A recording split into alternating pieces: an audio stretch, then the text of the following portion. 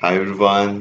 तो आज हम लोग सेकंड पजल डिस्कस करने वाले हैं और इसमें ज्योमेट्री का प्रॉब्लम है। अभी देखो क्वेश्चन दिखने में काफ़ी सिंपल दिख रहा होगा, लेकिन काफ़ी चैलेंजिंग है। आप ट्राई करोगे तो आपको समझ में आ जाएगा। क्या पहले देख लेते हैं प्रॉब्लम में पूछा गया है। सो एक ट्राइंगल दिया हुआ है जिसके ए एंगल पे कितना, ए पॉइंट पे कितना एंगल दिया है 20, ठीक है ना। और बचे हुए बी और सी पे 80-80 एंगल है, इक्वल है। मतलब आपका ट्राइंगल जो है वो एक आइसोसेलेस ट्राइंगल है। तो अभी तक तो ऐसा लग रहा है इन्फॉर्मेशन बहुत ही बेसिक है, बहुत सिंपल सा है, क्वेश्चन इजी साइड जा रहा है ना। और पी पॉइंट ए बी पे इस तरीके से पिक किया है कि बी पी सी एंगल 30 बन रहा है ना।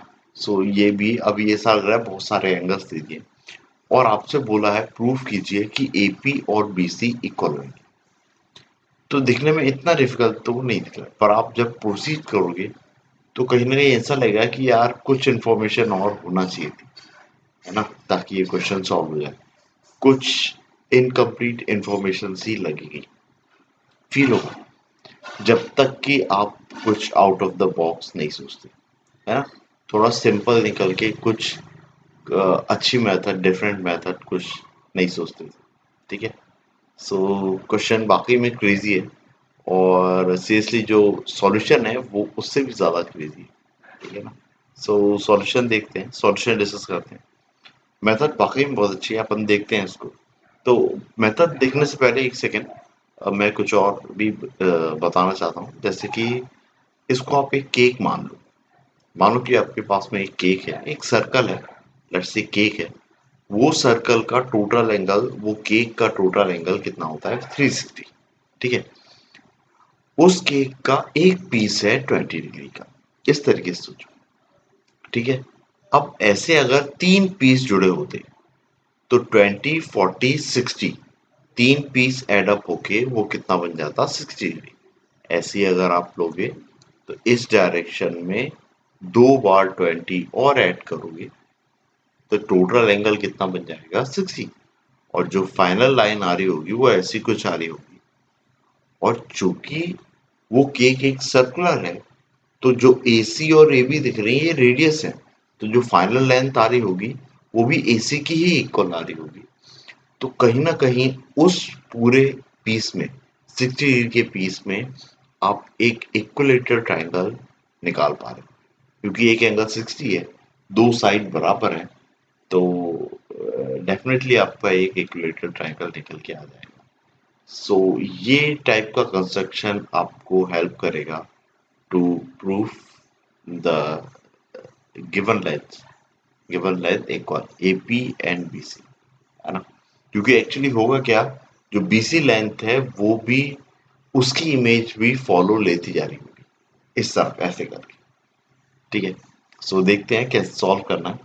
एक्चुअली वो तीन पीस ऐड करने का डायग्राम मैंने ऑलरेडी बना रखा है, क्योंकि वो ऐसा लग रहा था टाइम कंज्यूम करेगा, तो मैंने पहले से ही थोड़ा सा बना दिया। तो देखिए ऐसा दिख रहा है डायग्राम, ठीक है। इसमें क्या है, ABC मेरा एक पीस था, मैंने दो पीस और ऐड किए हैं, तो ये ऐसा दिख रहा है। अब ऐसा लग रहा है पहली बार किया है तो C फ्लिप होके C डैश पे आ गया, इसलिए C डैश नाम दे दिया। और ये B फ्लिप होके B डैश पे आ गया, ऐसा। सो अब जो आपका, अब आप देखोगे ध्यान से तो AC, एक सेकेंड,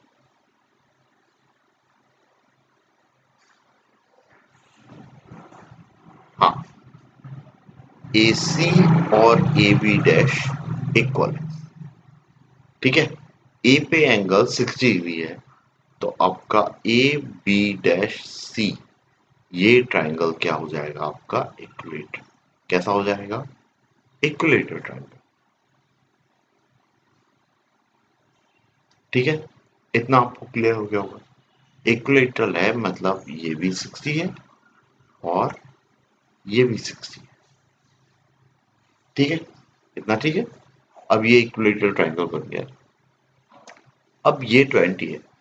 अब चूंकि ये सब 80-80 थे, ये 60 है, तो बचा हुआ एंगल कितना आ रहा है? 20। ये कितना आ रहा है? 20। आप थोड़ा ध्यान से सोचो, मुझे AP और BC को पिक्चर में लाना है। इसका मतलब अगर A P B C B C dash या बी डैश सी इसमें से किसी के भी इक्वल हो जाती है, किसी के भी इक्वल हो जाती है, तो मेरा काम बन जाएगा, है ना? वो प्रूफ हो जाएगा। ये तो हो गया पहला थॉट। दूसरा थॉट ऐसा है कि जब ए पे 20 बन रहा है तो बी डैश पे भी 20 बन रहा है। बी डैश सी डैश मेरे को ए पी के इक्वल करना है ना? और लकीली लकीली ए सी और बी डैश सी मेरे इक्वल है। मतलब कि पीसी लाइन मैं और कंस्ट्रक्ट कर दूं तो मेरा काम बिल्कुल फाइनल हो जाएगा। मतलब मैं ऐसा करता हूँ, सी डैश सी को ज्वाइन कर लेता हूँ। तो सी डैश सी को ज्वाइन कर लेते हैं पर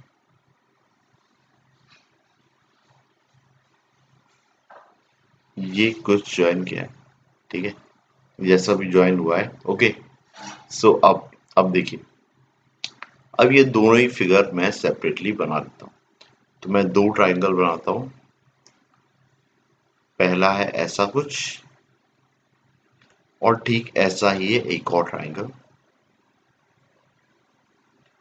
इसमें ऊपर वाला लिया है मैंने सी डैश, ये लिया है बी डैश और ये लिया है सी, ये लिया है इस तरीके से, है ना? जिसपे बी डैश एंगल मेरा 20 पता है, इतना तो पता है। और मेरे को क्या पता है कि अगर ये 20 होना चाहिए तो इस रिफ्लेक्शन से ये भी 20 होना चाहिए। और 20 एंगल बन रहा है ए पॉइंट पे, ये वाला ले रहा हूँ ट्राइंगल ए पी सी। तो ये वाला ट्राइंगल क्या है? Triangle A P C.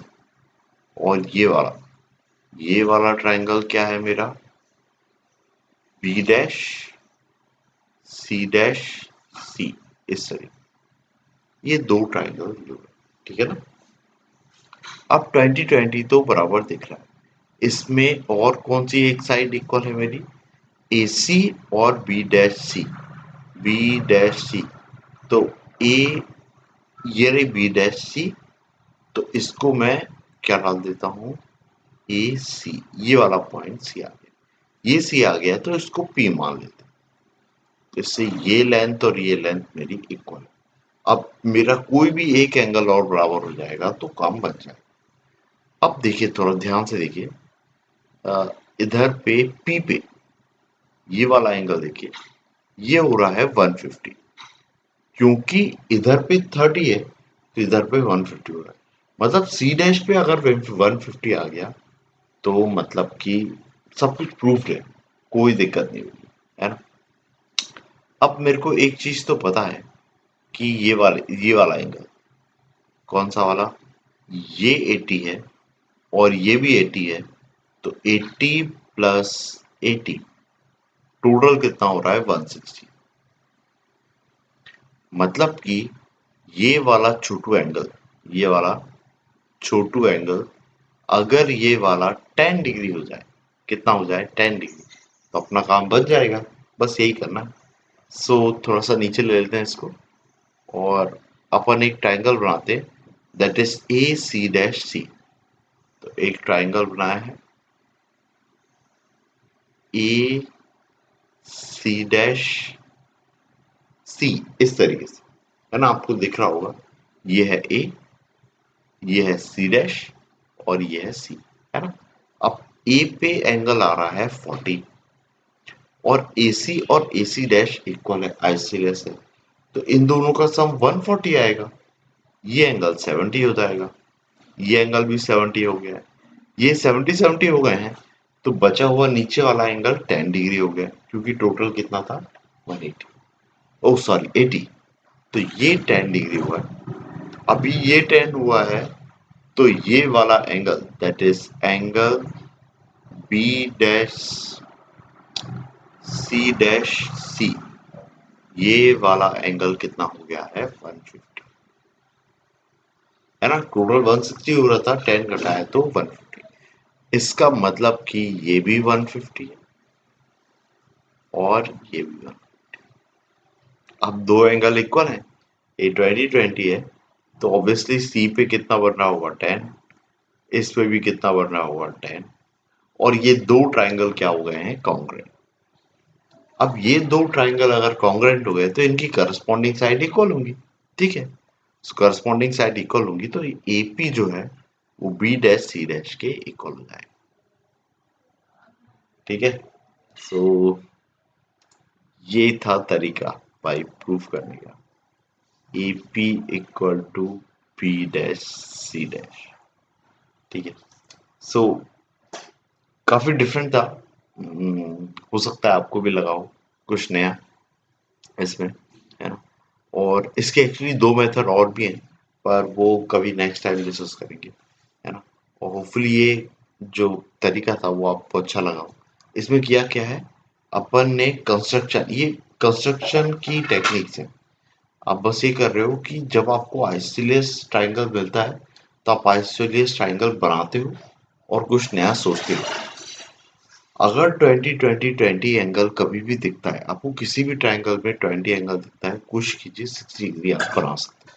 20 degree isosceles triangle, आप एक इक्विलेटरल ट्रायंगल बना सकते हो। वहां से कई सारी इक्वेशन ओपन अप होती है, ठीक है ना।